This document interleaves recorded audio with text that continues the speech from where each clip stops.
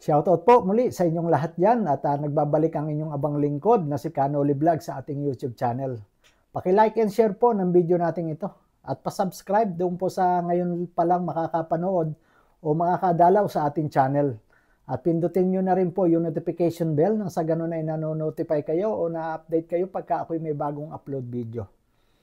At bago po tayo magpatuloy, shoutout po muna sa founder ng Kalingap, ang ama ng Kalingap na si Kuya Bal Santos Matubang at ang kanyang may bahay na si Ate Eda Vlog at ang kanilang anak na direktor ng mga love teams na walang iba kundi si Kalingap Rab at ang kanyang may bahay na si Ma'am Jack. Ito po tayo ay magbigay na ng reaksyon dito sa ating napanood at marahil ang marami sa inyo ay napanood na rin ito. Ano po at kalat na itong video na ito o marami ng mga reactors ang gumawa ng reaction na ito. At dito nga po ay ito ang babanggitin ko rito, ang bibigyan natin ng reaction ay itong si Ma'am Richelle. Si Ma'am Richelle po ay dating kaibigan ni Miss R.O. o ni Ma'am R.O. Sino ba si R.O. rito? Ang tinutukoy dito ni Ma'am Richelle na isinama raw siya sa daet. At walang iba po ito siyempre, alam nyo naman dyan mga Kalingap viewers dyan, matagal na nasa Kalingap. At ito nga yung nagka-issue ngayon. Ano po, ito si Rhea Olarte, si R.O. Ngayon dito parang kita ko kay Ma'am Richelle na matagal na ito palang may dala-dala na sama ng loob dito kay R.O. At ito na nga yung pagkakataon na siya makapagsalita. May ilabas niya yung kanyang matagal na dala-dala ng sama ng loob dito kay R.O. At nakarating po siya ng daet dahil na rin na isinama siya ni R.O. papunta roon, pero eto nga sa kanyang pahayag dito sa kanyang live, matapos na siya madala roon, ay pinabayaan na siya. Pinabayaan daw po siya doon sa kubo ni na Ruel. Marahil kubo ibig sabihin Ruel of Malalaglang may kubo roon nakapagpatayo sa daet At ang sabi pa niya riyan sa kanyang live ay kaya raw pala siya marahil ay isinama parang siya ang maging dahilan para makabalik si Rhea sa daet. Sapagkat siya daw po pala ay pinauwi o inuuwi ni Kuya Bal dyan sa Davao at meron daw nagawang kasalanan. So ibig sabihin hindi ka basta-basta maiuwi ni Kuya Bal dyan sa lugar niyang pinanggalingan o kanyang tinitirhan kung ikay walang nagawang malaking kasalanan. Kaya pala noon, matatandaan ko, biglang nawala siya sa daet. At ayun pala ay inuuwi ni Kuya Bal dyan sa Davao at ayon po yan kay Richelle. So ibig sabihin talaga na may nagawa itong malaking kasalanan. At iyon nga, naging dahilan ngayon para makabalik ng daet, ay isinama itong si Ma'am Richelle. Pero ayon kay Ma'am, nung nasa diet na, ay pinabayaan siya. At ang nangyari, meron na silang hindi magandang pagkakasundo. At lumalabas pa rito, doon sa nangyari kay Joy, ay nangyari rin sa kanya. Ang alin? Ang siraan. Kaya dito, nang aking napanood dito si Ma'am Richelle, nakita ko na yung nakahinga siya. Nailabas niya yung matagal na niyang dala-dala na sama ng loob. Na hindi niya sinabi noon sa harap marahil. Ewan ko po, hindi kasi ako updated kay Ma'am Richelle at ngayon ko lang siya nakita. Bagamat parang natatandaan ko ang mukha niya nung siya napunta ng daet. Natatandaan ko siya noon na minsan andun siya parang nakakasama sa ribbon cutting pagka may pa-ribbon cutting ang Kalingap. Nababanggit siya ni Kuya Bal. So at ayun na nga, dito ay labas siya ng sama ng loob nang makita niya na may kinasasangkutang issue itong si Ma'am R.O. o si Rhea Olarte. Kaya atin pong panoorin ang mga pahayag dito ni Ma'am Richelle. Panoorin natin to mga Kalingap. Pasensya na sis, nagsalita na ako. Ang tagal kong hindi nagsasalita. Kasi noon, grabe ang sinasabi mo sa akin talaga sa GC. Diba? Pabiktim ako. Sinabi mo sa akin. May paiyak-iyak pa daw ako. O ngayon, yun din ang sinasabi mo. Sa kapatid ni GW. Nag-live. Sinabi mong pabiktim. May paiyak-iyak pa. Ganon din ang sinabi mo sa akin noon sa GC sa Davao del Sur. Artista ako. Sino bang hindi naiyak? Iniwan mo ako. Magkasama tayo, iniwan mo lang ako. Tapos nag-charity kayo, tapos ako wala akong kaalam-alam dun sa dait, wala akong ka-ano-ano dun, wala akong kakilala. Di ba? Anong sinabi mo? Nagsabi ako? Oo, nagsabi na lang ako na may puntahan din ako, sis. Sinabi ko din na ako sa SM. Pero before pa yun, nagbihis ako. Nagbihis po ako kasi gusto ko sumama sa inyo. Pero sinabi mo, sis, gusto ka magpunta kay Kuya Bal, kasi hindi na tayo kasi sa ganyan. Sabi nga ni Kuya Brooks na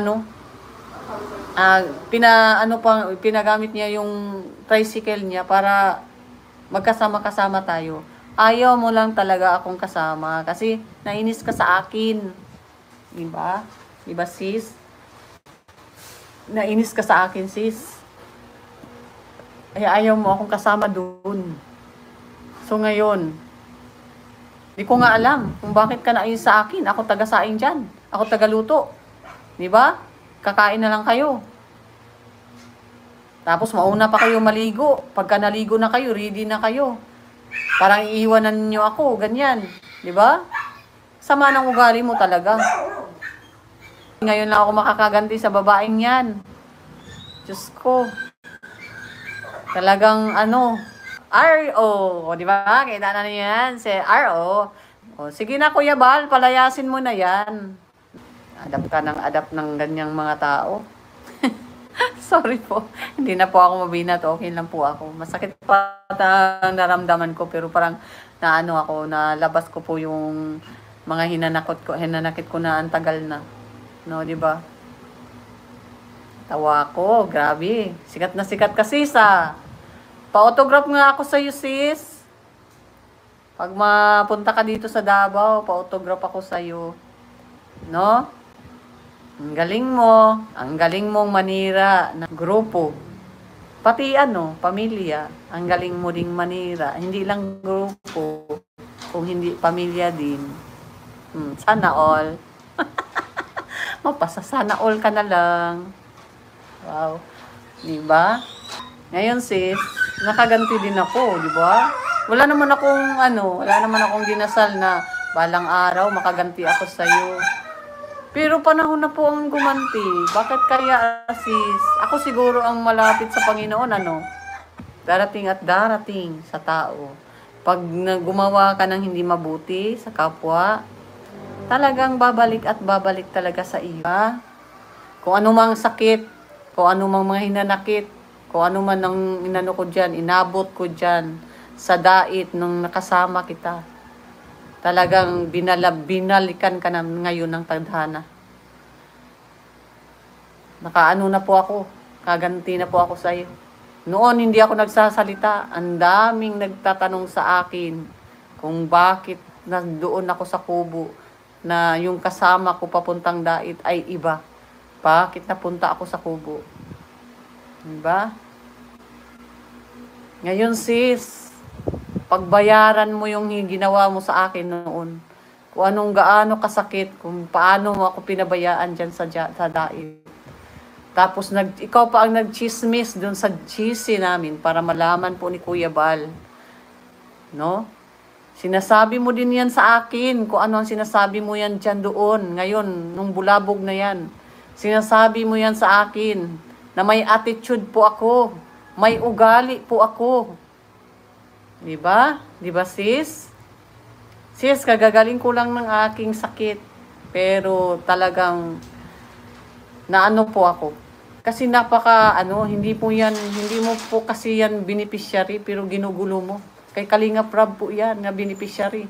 Bakit mo ginugulo ngayon? So ngayon sis, pagbayaran mo yung ginawa mo sa akin. Diba sis? Yun ang sinasabi ko, oras-oras lang yan. Kahit ano sinasabi mo sa GC noon, nagtatawag sa atin noon, ating mga kasamahan sa Davao del Sur, kung bakit, anong nangyari, kung bakit, anong dahilan. Ikaw ang maraming sinasabi doon para malaman ni Kuya Bal. No? Defensive ka masyado. Napaka-defensive mo kasi napakasama mong tao. No? Napaka-defensive mo kasi Yan ang ugali mo. Yan ba ang binuhay mo sa kanyang isa iyong mga anak? Nakakahiya kaya yun? Ano ka po ng tao. Manira ka po ng tao. Alam po yan. Alam po yan ng leader ninyo. Sinabi ko po yan sa kanya at sa kanyang asawa. Siya pa nga ang nagsabi sa akin kung bakit ka ganyan. Ngayon lang ako nagsalita. Hindi ako nagsalita kailanman sa mga ginagawa mo sa akin dyan sa daig. Kailanman, ikaw ang nagsabi sa akin na sis, punta tayo daig. Na sis, ganito, ganyan. Ako namang si tanga na walang alam, oo lang po ako ng oo. Diba? Kaya pala, ganun ang inano mo sa akin. Kasi hindi ka na makabalik dyan sa daig.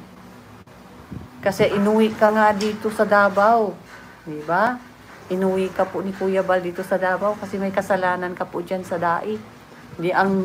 Kaya hindi ko po alam. No, hindi ko po alam kung ano po yung kasalanan mo dyan sa daig. Doon ko na lang nalaman nung nandoon na po ako sa daig. At nandoon na po ako sa kubo.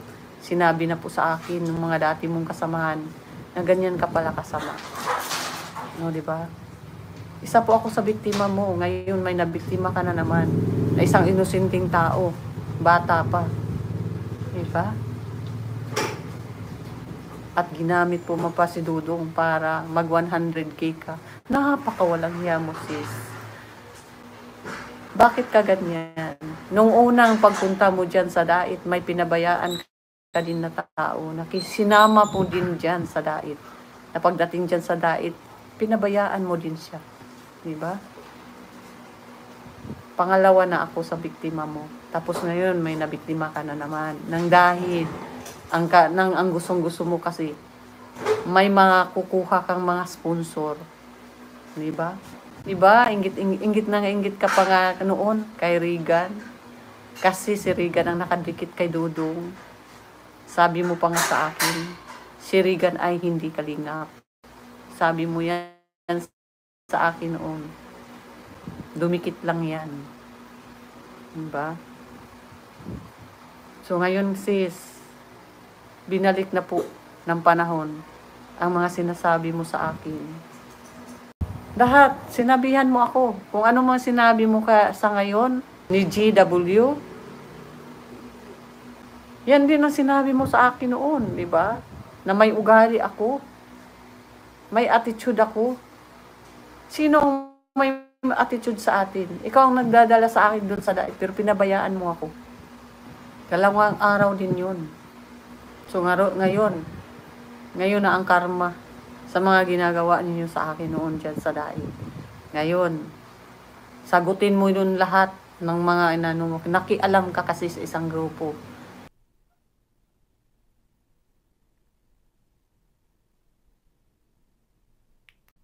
Dito sa live na napanood natin sa kanya kay Ma'am Richelle, malumanay siyang nagsasalita diyan, parang easy lang, chill lang siya na nagsasalita. Pero yung mga matitigas na salita o mabibigat na binibitawan niya, na talaga namang magigiba. Giba dito si Ma'am Aro sa binitawan niyang mga salita na parang eto na yung panahon. Yung para sa kanya, siya ay nakaganti na sa ginawa kay Ma'am Richelle nitong si Ma'am Aro. Ito na raw yun, yung panahon na ngayon naman ay parang nakaganti na nga siya dahil sa nangyari dito sa gulo na kinasasangkutan ni Ma'am Aro. At noon daw pong panahon na iyon talagang siya nasaktan sapagkat napapansin natin dito na yung sa sinabi niya na walang hiya. At hindi ka ba nakukonsensya na yung pinapakain mo sa iyong pamilya? May mga ganun pong salita. Talagang matagal na dinamdam. Dala-dala nitong ni Ma'am Richelle. Yung pait na naranasan niya sa diet. At yung mga parang siniraan siya. O talagang siniraan siya rin dito ni Ma'am Aro. Sapagkat si Ma'am Aro pa nga, nabanggit niya dyan sa kanyang live na siya yung kumbaga kuda ng kuda, salita ng salita sa GC. Ano po, na ganito, parang sinasabi na siya ay may attitude at para malaman ni Kuya Bal. Kumbaga doon sinisiraan siya, samantalang itong si Ma'am Ritzel ay hindi raw gaano nagsasalita doon sa GC. Pero siya panay daw ang salita. Kaya dito ay kitang-kita natin na nakapaglabas siya ng kanyang hinaing, naging maluwag ang kanyang paghinga. Yung mga ngiti niya na tinatawanan na lang niya ngayon. Itong si Ma'am R.O. o si Rhea Olarte sa pangyayaring ito. Sapagkat hindi lang siya may nauna pa na isinama roon na ganun din ang pangyayari. Na iniwan na lang sa ere. Pinabayaan ang sabi diyan ni Ma'am Ritzel. Yun ang may sabi. So, aabangan po natin kung iyan irerebat ni Rhea Olarte, yung mga sinabi diyan ni Ma'am Ritzel. Hindi po tayo nakakasigurado at ako po, siyempre, yan po narinig lang naman natin.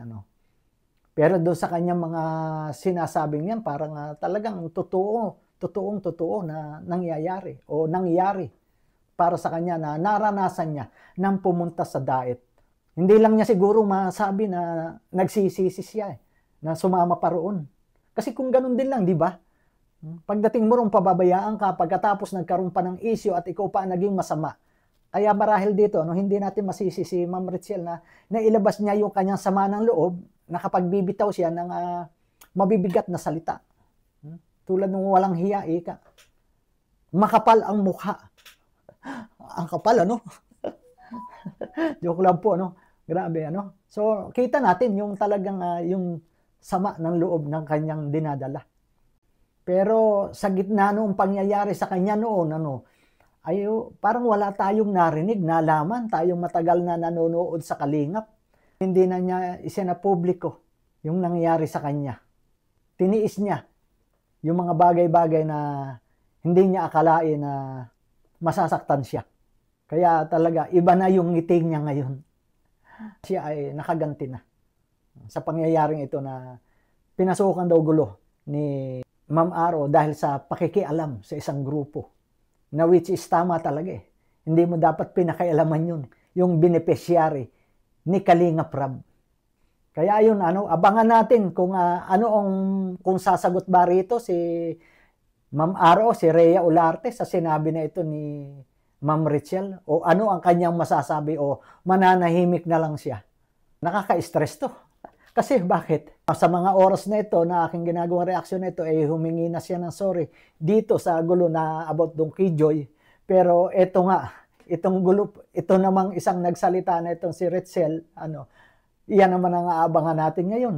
Naakalata niya, tapos na, yung usapin tungkol dito, sa issue dito Kijoy, do sa kanyang paninira.